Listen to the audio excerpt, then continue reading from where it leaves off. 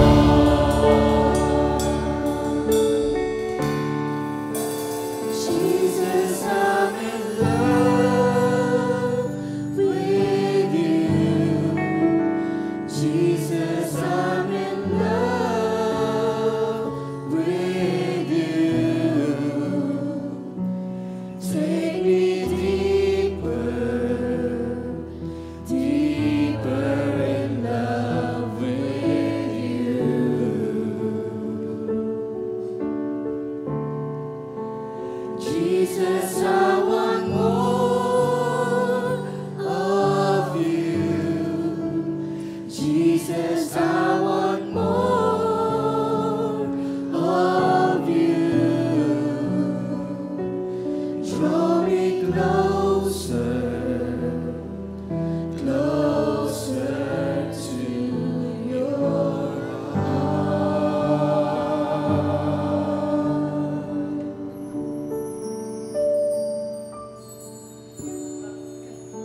Lord, as we gather here, Lord, we praise and worship you, Lord. Thank you for this day. Magkakasama ulit kaming mga magkakapatid sa pananampalataya upang ikaw ay sambahin, upang ikaw ay aming purihin, Panginoon, sa araw na ito. Basbasan niyo ang bawat kapatid na narito, Lord God, maging ang mga kapatid namin na papunta pa lamang. Bantayan niyo ang bawat puso ng bawat isa, lalo na ang mga tao na ang kapatiran na tutungtong sa pulpito na ito, Lord.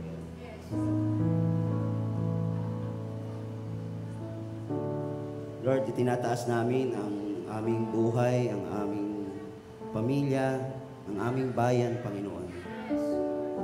Alam namin na Ikaw ang hari ng sanlibutan, Lord.